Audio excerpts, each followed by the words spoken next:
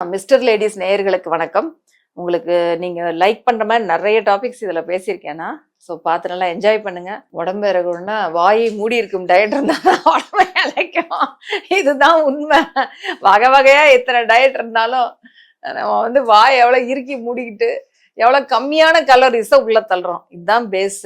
கம்மியான கலோரிஸ் உள்ள தள்ளணும், உள்ள தள்ளின கலோரிஸை பர்ன் பண்ணணும். இது ரெண்டும் பண்ணீங்கன்னா வெயிட் ஏறாம முதல்ல பார்த்துக்கலாம். ரெண்டாவது வெயிட் இறங்குறதுக்கான ஆப்ஷன்ஸும் இருக்கும். எல்லாரும் நான் வெயிட் குறையணும்னா நான் நேற்றுக்கே ஜிம்மில் ஜாயின் பண்ணிட்டேன் டாக்டர் அப்படின்வாங்க. நம்ம ஜிம்மில் ஜாயின் பண்ணி வெயிட் குறைக்கணும்னா நாள் முழுக்க அங்கே குளிச்சுக்கிட்டு இருக்கணும். நம்மளால குதிக்க முடியுமா? அவ்வளவு முடியாது. அப்போ எங்கே நீங்கள் கண்ட்ரோலில் கொண்டு வரணும்? இதுதான் ஆக்சுவலாக நமக்கு நிறைய பாலியோ டயட் மாதிரி நிறைய டயட் இருக்கு. ஆனால் எந்த டயட்டுமே நான் ஒரு வாரம் ஃபாலோ பண்ணேன், அடுத்த வாரம் விட்டுட்டேன்னா நான் 4 கிலோ குறைச்சேன்னா அடுத்த வாரம் 6 கிலோ ஏறியிருப்பேன். அதனால எந்த டயட் நீங்க ஃபாலோ பண்றீங்கனாலும் பாருங்க, ஒரு 1 or 2 months விகரஸா ஃபாலோ பண்ணலாம். ஒரு 100 days விகரஸ் பாலியோ கூட. அதுக்கப்புறம் வெளியில வர்றப்ப டக்குன்னு வெளில வரக்கூடாது. மெயின்டெனன்ஸ்குள்ள போகணும். மெதுவா அந்த புரோட்டீன்ல இருந்து கம்மி பண்ணிக்கிட்டே வரணும். கொஞ்சம் கார்பும் புரோட்டீனும் மிக்ஸ் பண்ணி எடுத்து நம்ம வீட்டுல செய்யக்கூடிய உணவுப் பொருள் நம்மளாவே செஞ்சுக்க கூடியது எது, அந்த டயட்ல போயிட்டு அப்படியே ஒரு மாசம், அந்த ஒரு மாசம் பாத்தீங்கன்னா உங்களுக்கு வெயிட் ஏறாது, ஒரு 1 or 2 kgs கம்மியாகும். அந்த டயட்டுக்குள்ள போய் ஸ்டெபிளைஸ் ஆன பிறகுதான் டயட்டை நம்ம விடணும்.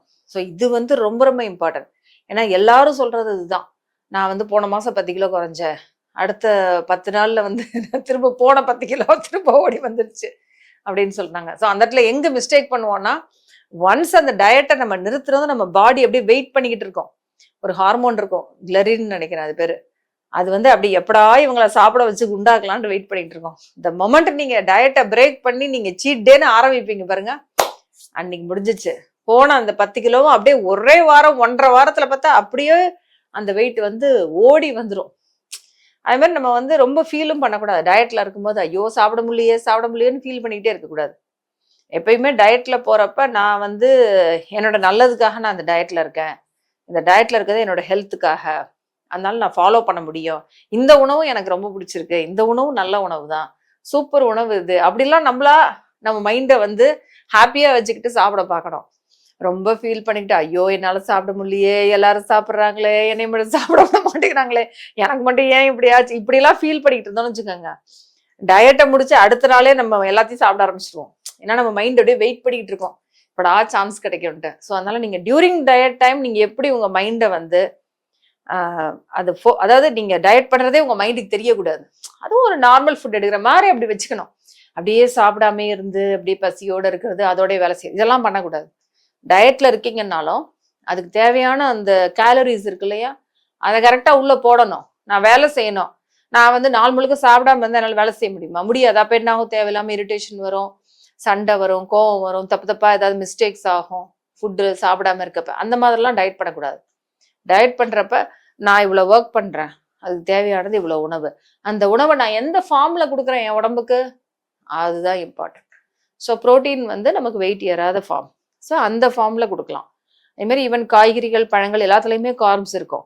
ஸோ அந்த அந்த அந்த இதை பாருங்க கூகுளில், எந்தெந்த காய் எந்தெந்த பழத்துல கார்போஹைட்ரேட் கம்மியா இருக்கு, அந்த காய் அந்த பழத்தை நம்ம நிறைய சேர்த்துக்கணும், மெயின்டைனும் பண்ணணும். அப்படி பண்றப்ப நமக்கு அந்த டயட்ல இருந்து வெளில வரதே தெரியாது, டயட் பண்ணதும் தெரியாது.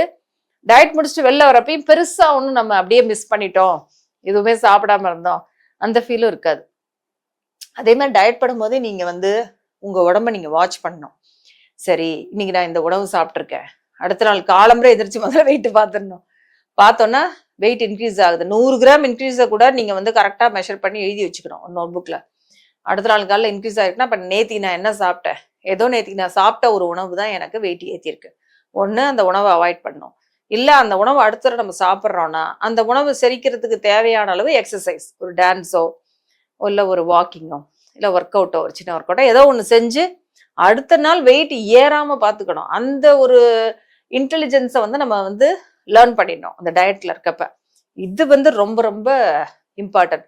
எனக்கு எப்படி வெயிட் ஏறிச்சுனே தெரில, இப்போ எப்படி வெயிட் இறங்குறதுன்னு தெரில, இப்படி சொல்லக்கூடாது. ஓகேயா?